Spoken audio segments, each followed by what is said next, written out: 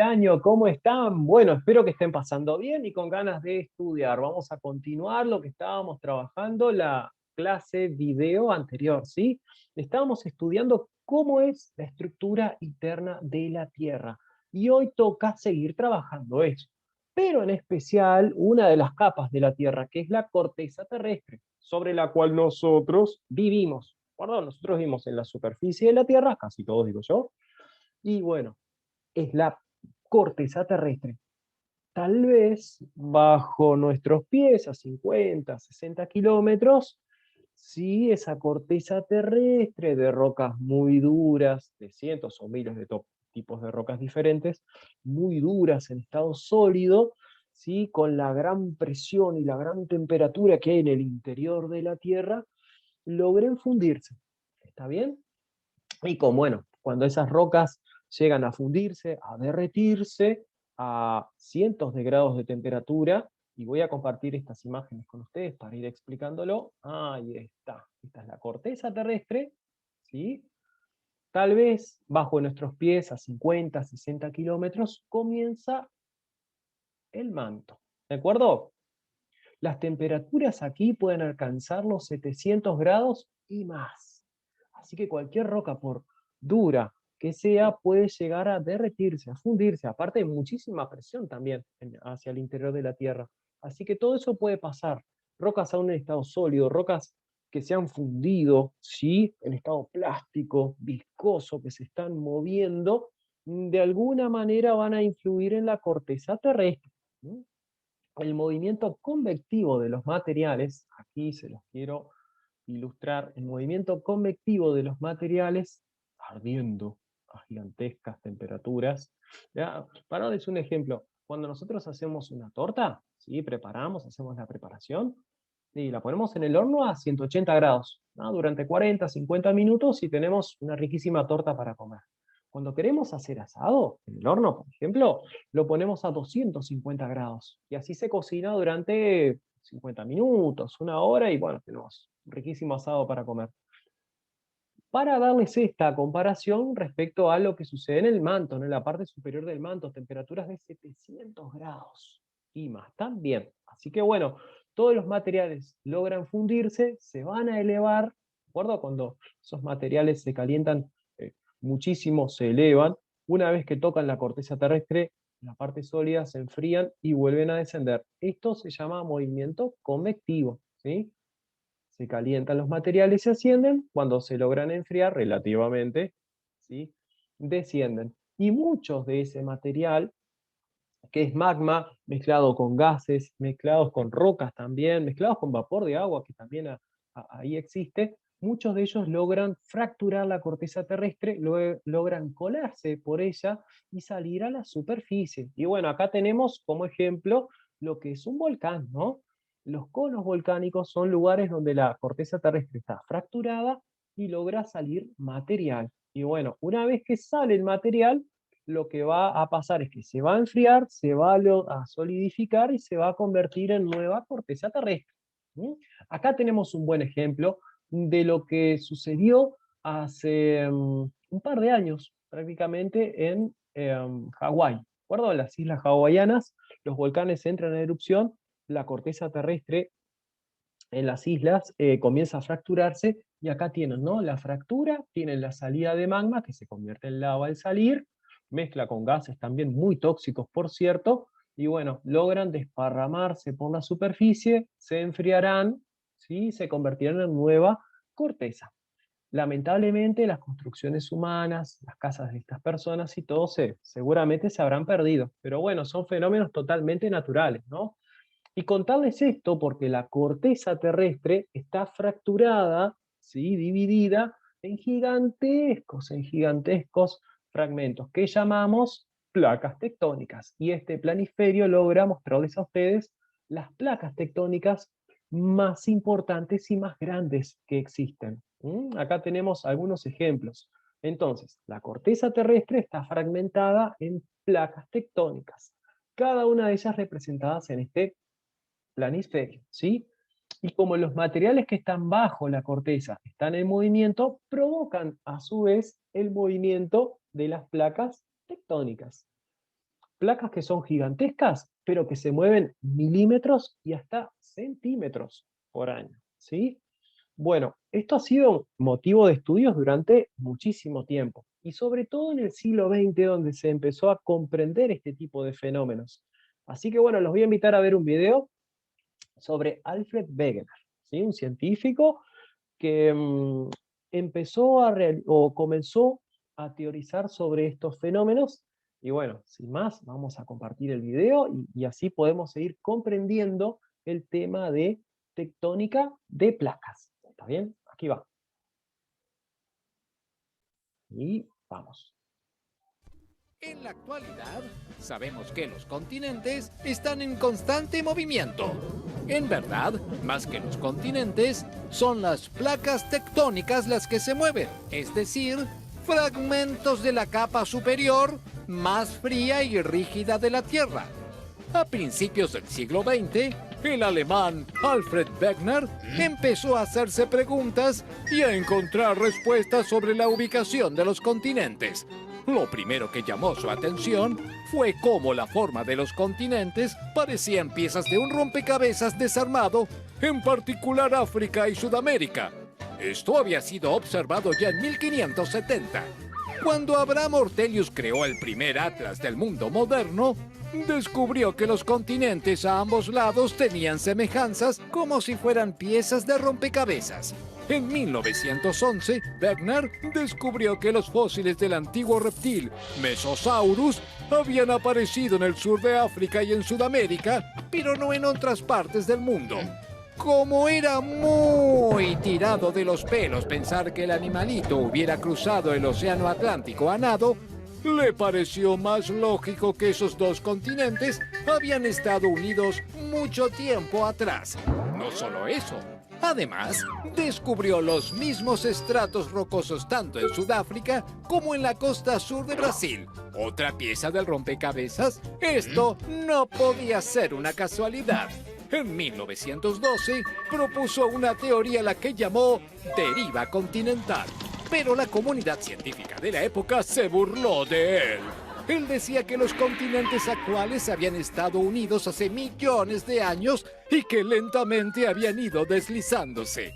Los otros científicos preferían imaginar la existencia de un larguísimo puente que uniera África con América y que ahora estaba oculto bajo el nivel del mar. Esa idea les parecía más sensata que las evidencias que había encontrado Wegener. Pero el bueno de Alfred no se quedó quieto y siguió investigando. Y encontró que en el archipiélago Svalbard, ubicado en el océano glacial ártico, había fósiles de cícadas y helechos, es decir, unas bonitas plantas tropicales en pleno casco polar. La presencia de estos fósiles en esa zona le sugería a Wegener que el archipiélago tuvo en un pasado lejano un clima tropical. También descubrió que los montes Apalaches de la costa este de Estados Unidos estaban relacionados geológicamente con las formaciones caledónicas de Escocia. La cosa iba tomando forma. Todo eso lo llevó a plantear la existencia hace millones de años de un supercontinente. Un inmenso espacio de tierra en el que, es decir, toda la Tierra. Pero el gran problema que tenía su teoría era que carecía de un mecanismo geológico que explicara por qué los continentes se movían. Alfred desconocía la existencia de las placas tectónicas. Lamentablemente, Wegener murió antes de que su teoría pudiera comprobarse científicamente. En la década de 1950, la geóloga Mary Thorpe jugó un papel determinante en esta historia. Basándose en las mediciones del fondo del océano Atlántico realizadas con un sonar, creó el primer mapa del lecho oceánico. En este mapa se podía apreciar la cordillera más larga del mundo, pero además en medio, un gran surco central, una fosa, una especie de corte en la tierra. Mary Thorpe estaba maravillada con su descubrimiento, pero fue maltratada por sus compañeros y colegas que decían que su teoría sonaba demasiado parecida a la locura de la deriva continental que había planteado Wegener. Ella, como el pobre Alfred, tampoco se dio por vencida. Años después, Mary, junto con su escéptico colega Bruce Hessen, descubrieron que el mapa de epicentros de terremotos en el océano coincidía perfectamente con la fosa. Ese surco era la división entre dos placas tectónicas.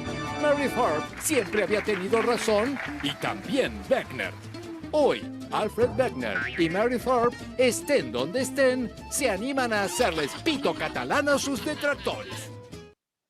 Bien, perfecto. Bueno, vamos ilustrando de lo de la tectónica de placas, ¿no? Y bueno, y cómo en 1912 Alfred Wegener ya suponía, en ese caso él decía los continentes, hoy sabemos más acertadamente que son las placas tectónicas las que se mueven, ¿no? Así que su teoría, perdón, estaba mm, evolucionando, ¿sí? Ya que él desconocía por qué en esos continentes se movían. Pero bueno, fue un principio, fue también un avance científico muy importante para llegar a esto del movimiento de las placas tectónicas. Vamos a leer un poquito de información acerca de las placas tectónicas. Ahí está. Dice así la información. Alfred Wegener, o Wegener, propuso en 1912, bajo la teoría deriva continental, estableció que los continentes podrían haber estado unidos al observar la gran coincidencia entre las formas de las costas de los continentes, mismas rocas y especies fósiles en diversas partes del mundo. La teoría no es del todo acertada, como decíamos recién, ¿no? Ya que las partes dinámicas de la corteza terrestre son enormes fragmentos llamados placas, que encajan entre sí como un puzzle y no simplemente los continentes, claro. En sus observaciones, ¿no? Que eran bastante básicas, en sus recorridos que llevaban años, él pudo establecer, sí, que había una dinámica interna de la Tierra, sí, que repercutía aquí en la superficie donde vivimos nosotros, pero desconocía cómo explicarlos. Y bueno, Mary Thorpe fue quien explicó a partir de otros estudios que sí, que está bien, que en realidad las placas tectónicas son las que tienen movimiento. ¿De acuerdo? Dice respecto a lo que son los terremotos y los volcanes que nosotros un poquito vamos a ir estudiando. Ahora los voy a invitar a ver otro video, ¿de acuerdo? Que tiene que ver con una zona tectónicamente muy activa. Antes de ir a los terremotos y a las erupciones volcánicas, que son las consecuencias de el movimiento de las placas tectónicas, y vamos a ver otro video para continuar entendiendo. Bueno, que las placas tectónicas se mueven, ¿sí? ¿Qué sucede cuando las placas tectónicas se mueven? ¿En qué sentido se mueven? ¿De acuerdo? Y si ellas se mueven, quiere decir que entre unas se van a chocar y entre otras tal vez se vayan a separar. ¿O de qué manera van a tener contacto? O sea, que vamos a tener que prestar mucha atención que cuando las placas tectónicas se mueven milímetros o centímetros por año, seguramente entre algunas estén o chocando, o se estén separando, o rozando lateralmente, ¿sí? O en otros sentidos. Así que prestemos mucha atención a este siguiente video, que es sobre el cinturón o anillo del fuego, ¿tá? La zona tectónicamente más activa en el mundo. Vamos a verlo y ampliando un poquito los conocimientos sobre tectónica de placas. El 90% de los terremotos y el 75% de los volcanes de todo el mundo se encuentran allí. Además, fue testigo del sismo de mayor magnitud registrado en toda la historia. A continuación, te invitamos a conocer el Anillo de Fuego del Pacífico y a comprender que tienen en común la falla de San Andrés en Norteamérica, el monte Fuji en Japón y el volcán de fuego de Guatemala. El Anillo de Fuego, también conocido como Cinturón de Fuego, se encuentra en las costas del Océano Pacífico y concentra varias de las zonas con mayor actividad sísmica del planeta. Abarca una extensa región de alrededor de 40.000 kilómetros y contiene territorios de 31 países. Podemos comenzar por el oeste sudamericano. Si vamos hacia el norte, continúa por Centroamérica. Sigue por el sentido de la cordillera americana hasta el extremo noroeste del continente. Allí pasa a Eurasia a la altura de las Islas Aleutianas. Luego continúa en sentido sur hacia el mar de Filipinas, el archipiélago indonesio y la isla de Borneo. Finalmente sigue hacia el este y luego al sur, hasta llegar justamente a la isla sur de Nueva Zelanda. Como podemos ver, lo cierto es que no tiene forma de anillo, sino que se parece más bien a una herradura. Es decir, estos lugares de actividad sísmica se ubican sobre las costas del Océano Pacífico, al que, en rigor, le podemos dar varios adjetivos mucho más adecuados que Pacífico.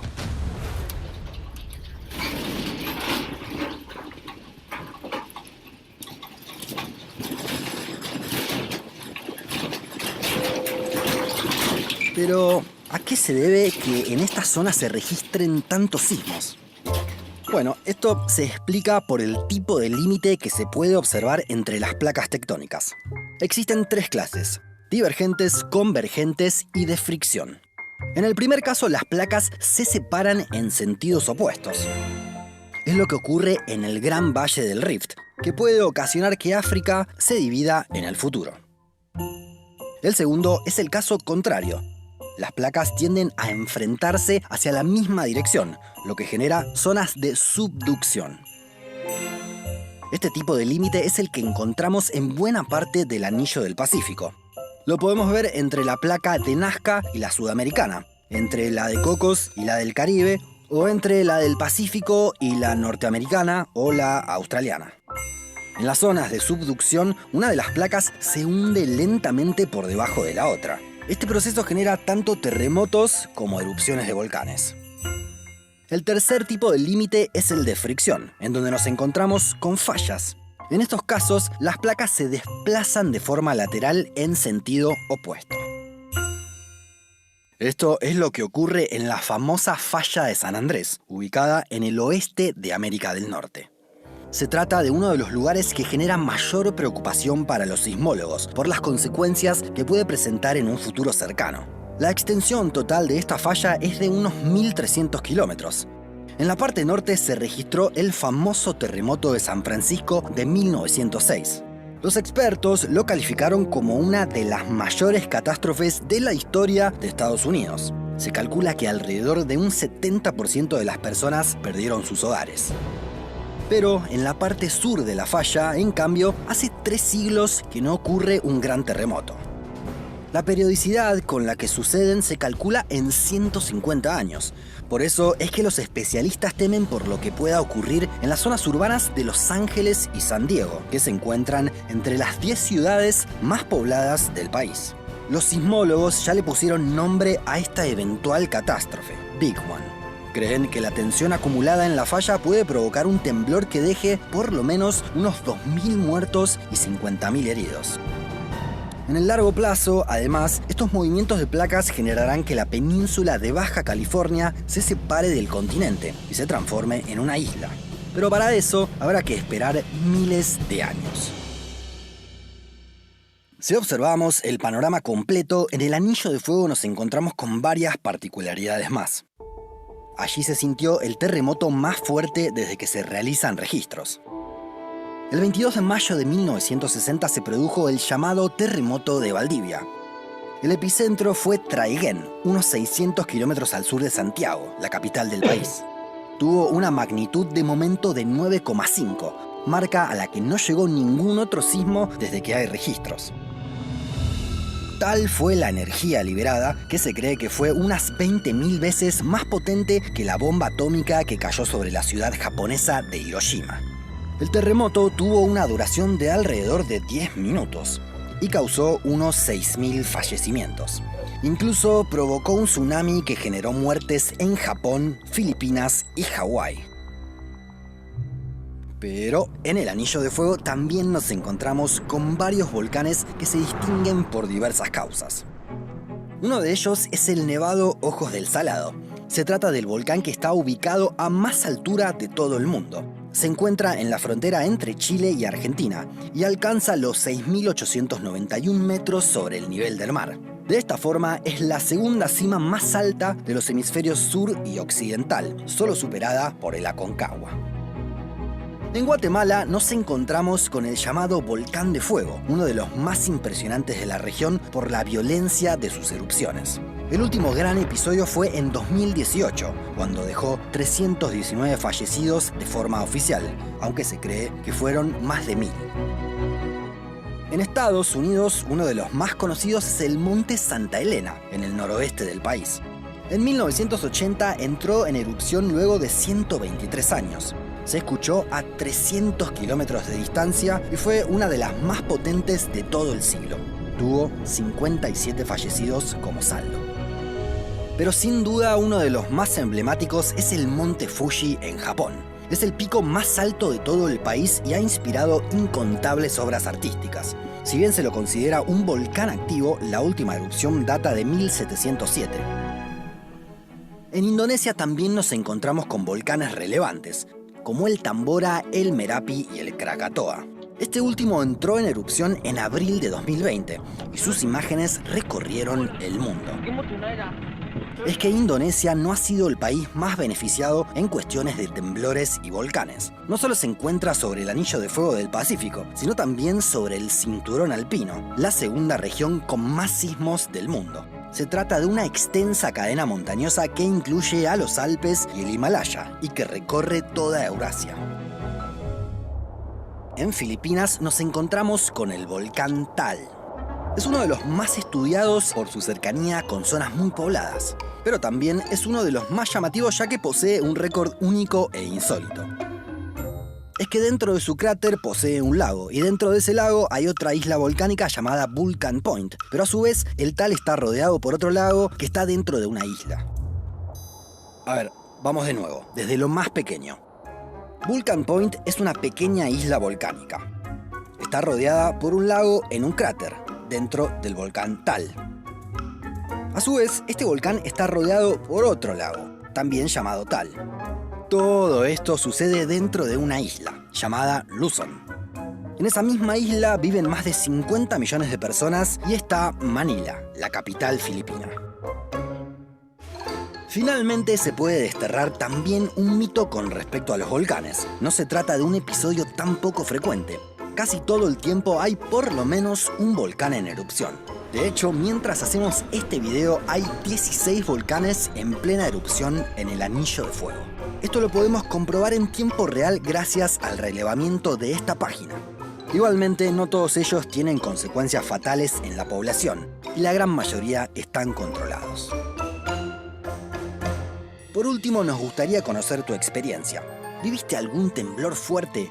¿Cuáles son los recaudos que hay que tomar? Déjanos tu comentario más abajo. Además, queremos invitarte a que nos sigas en todas nuestras redes sociales. También podrás ser miembro de Un Mundo Inmenso. Con un aporte mensual nos ayudarás para que sigamos haciendo más y mejores videos y tendrás acceso a contenidos exclusivos. Muy bien, muchas gracias a Un Mundo Inmenso por este precioso video que nos aclara, ¿sí? Basándose obviamente en lo que sucede en el anillo cinturón del fuego, ¿sí? Del Pacífico, de Pacífico poco, ¿no?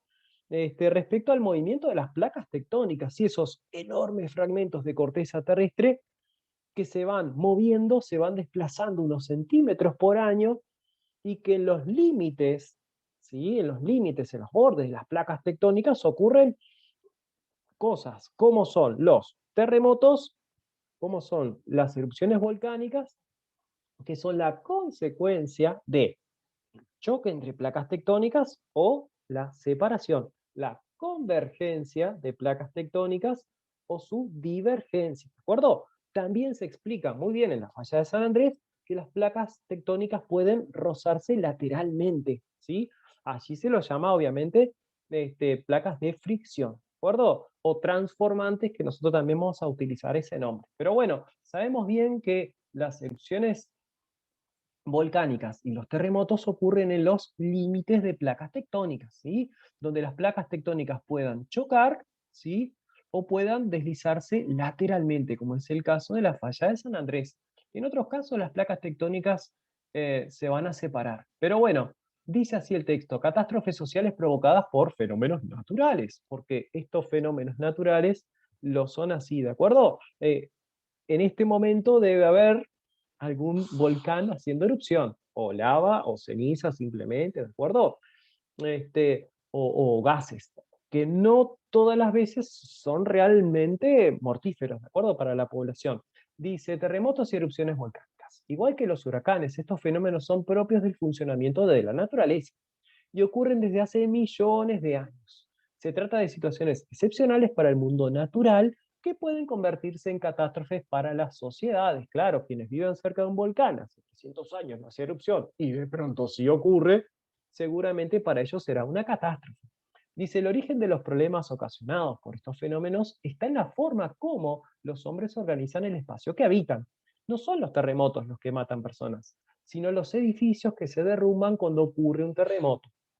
A veces, las catástrofes testimonian las diferencias económicas que existen entre las sociedades. Bueno, así por ejemplo, en los países ricos, las construcciones antisísmicas reducen los efectos de los terremotos, mientras que en los países pobres sus efectos suelen ser devastadores. ¿Dónde ocurren terremotos? ¿Dónde hay volcanes? En los límites de placas tectónicas. O sea, todos los países que tengan territorios sobre los límites de placas tectónicas seguramente tengan este tipo de fenómenos naturales. Y aquí voy a decir algo sobre nuestro país, Uruguay. Lo señalo acá con la flecha y señalo que Uruguay no está en el límite de una placa tectónica. Estamos a 1200 kilómetros, montón, de ese límite al oeste, ¿sí? De la placa sudamericana. Nosotros, si nos ponemos a fijar bien, estaríamos en el centro de la placa sudamericana, en el centro, ¿de acuerdo? Los acontecimientos naturales, terremotos y erupciones volcánicas se dan en los límites de las mismas. Y nosotros estamos bastante a salvo de grandes movimientos sísmicos, ¿sí? Y a salvo de las erupciones volcánicas por estar respecto a la placa sudamericana en una posición central, en el medio. Obviamente, teniendo algo en cuenta, que la placa sudamericana abarca parte de tierras emergidas, ¿sí? Y parte de tierras sumergidas bajo las aguas del Océano Atlántico en este caso. Entonces, nosotros tendemos a estar en el centro de la placa tectónica sudamericana, bastante a salvo de gigantescos, ¿sí? Terremotos de gran magnitud y también de erupciones volcánicas. ¿De acuerdo? Vamos a extender un poquito más la información. Dice, las áreas del continente más expuestas. ¿Sí? La existencia de regiones volcánicas y sísmicas se debe a la ubicación que presentan dichas regiones dentro de las placas. Estas son fragmentos de la corteza terrestre, de extensión variable, las placas tectónicas. Pueden comprender un continente, parte de un océano, o etcétera. ¿Sí? Nuestra es una placa mixta, la sudamericana, parte, ¿sí? De parte continental y parte que está sumergido bajo las aguas del océano Atlántico, y que se mueven en determinadas direcciones a una velocidad de unos milímetros por año. A lo largo de los límites de placas pueden estar sucediendo dos cosas, o bien que las placas se estén separando o que se estén chocando. Esta última es la situación la que genera áreas sísmicas y volcánicas en los continentes. Exactamente, cuando las placas tectónicas son convergentes, se están chocando. Esto es lo que provoca los terremotos, las erupciones volcánicas, bueno, también los maremotos, ¿no? Y derivan tsunamis, etcétera, como bien se nos contaba. Así que bueno, esto es una explicación de dónde ocurren, ¿sí? Terremotos y erupciones volcánicas como consecuencia del movimiento de las placas tectónicas. Y bueno, como consecuencia del movimiento de placas tectónicas, ¿sí? Podemos también tener lo que vemos en imágenes, ¿sí? Por ejemplo, cuando existe una fractura en la corteza terrestre, por ahí se puede colar magma que al salir a superficie se convierte en lava. Esta lava luego se va a solidificar y a convertir en roca, en nueva corteza terrestre. Con el tiempo, si las placas tectónicas se chocan, son convergentes, una empuja 2 centímetros, otra empuja 2 o 3 centímetros cada año, y entre ellas se van haciendo fuerza, fuerza, fuerza, fuerza durante miles y miles de años hasta que en un momento esa energía ¡brum!, se libera en forma de terremotos, ¿sí? Y tal vez suceda dos cosas, o que las placas se fracturen, como en este caso, miren las personas pequeñitas para ver la dimensión de esta fractura, ¿no? O que las placas tectónicas lentamente, lentamente se vayan plegando, lo que sucede en esta imagen. Lentamente, cuando entre ellas liberan energías que son descomunales, al irse presionando entre ellas, las placas también, dada la presión, dada la temperatura que desde el interior de la Tierra proviene, las rocas se van plegando, se van curvando, ¿sí? Como lo vemos acá, se van fracturando. Y entonces, ay, perdón, Y entonces vamos a tener como consecuencia placas tectónicas que se curvan, que se pliegan, otras partes que se fragmentan y se rompen, como en este caso. Y así se van originando las montañas. ¿Sí? Porque va a ser tema para las clases que vienen. Formas de relieve. Las montañas se van originando en zonas de placas que son convergentes, que se van chocando y es tanta la energía entre ellas, ¿sí? Que se van curvando, se van plegando.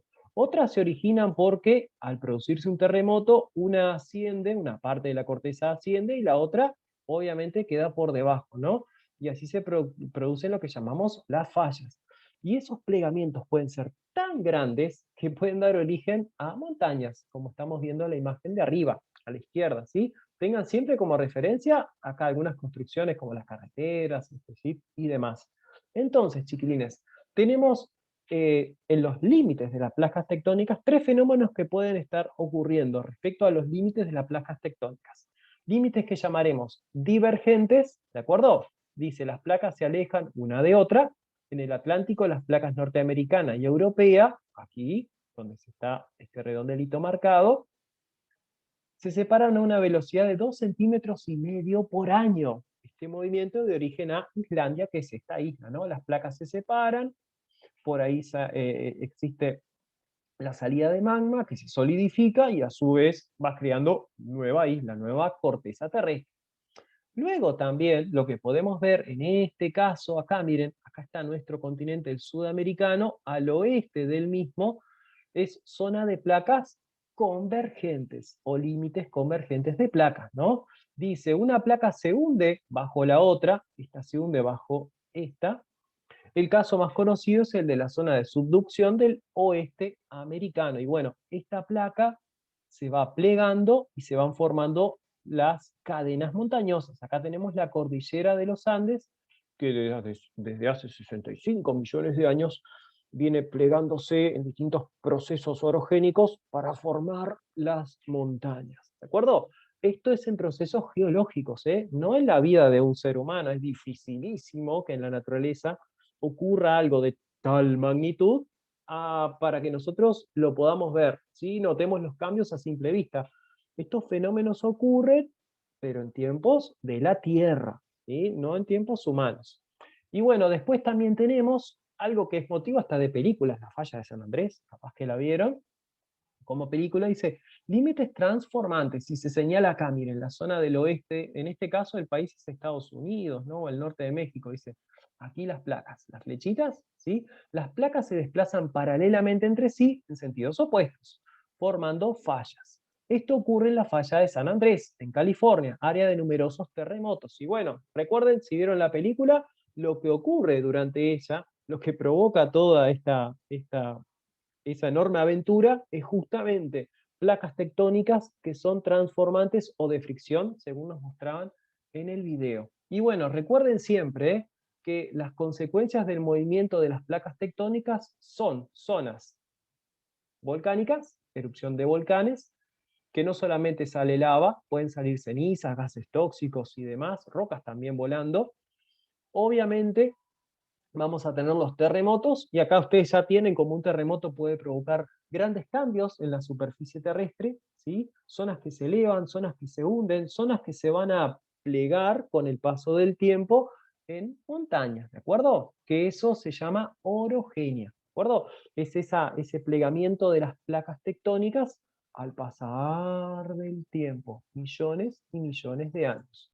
Bueno, vamos a continuar trabajando este tipo de fenómenos porque al trabajar relieve en unas clases, ojalá ya estemos en el liceo, vamos a tener que hacer mención al tema de las placas tectónicas, porque son el motivo por el cual se van formando las montañas, ¿no? Las cadenas montañosas más destacadas en nuestro planeta. ¿De acuerdo? Así que recuerden, nuestra superficie es dinámica, aunque nosotros no veamos cambios, grandes cambios, porque nosotros vimos poquito relativo a la edad de la Tierra.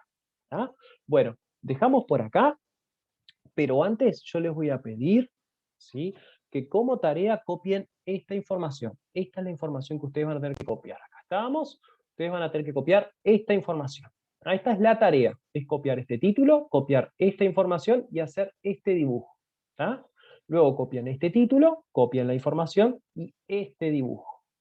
Y luego, por último, también título, información y este dibujo. Estos redondelitos no, por favor, ¿sí? Es título, información, dibujo. Título, información, dibujo. Título, información, dibujo. ¿De acuerdo? Pónganle pausa, copien tranquilos, háganlo muy prolijo. Cuanto más prolijo esté, más notas llevan. ¿Ah? Sepan que eso, cuanto más prolijo esté, más nota van a llevar. Me la envían como imagen. Todo esto tiene que estar en el cuaderno. Al volver al liceo voy a mirar los cuadernos y va a ser una nota extra. Ojalá sea un 12. ¿Ah? Así que bueno, cuídense mucho, hagan las tareas, vean los videos, ¿de acuerdo? Pueden buscar más información, hay videos muy lindos sobre este tema que ustedes pueden buscar. Estén tranquilos que en Uruguay, al estar en el centro de una placa tectónica, estamos libres de grandes terremotos o de erupciones de volcanes. ¿Ah? Así que bueno, estemos tranquilos que nosotros estamos seguros por nuestra ubicación en la placa sudamericana. Recuerden, vivimos sobre una placa tectónica en la superficie de la misma, y bueno, aunque no parezca, nos movemos como 2 centímetros por año. ¿Ah? Y si yo estoy acá en casa, nos movemos como 2 centímetros para allá, por año, en un año. ¿De acuerdo? Cuídense mucho, pasen bien, ¿sí? Sigan estudiando y con muchas ganas y alienten mucho a los compañeros. Cuanto más inteligentes somos, seguro más oportunidad tenemos. Chau.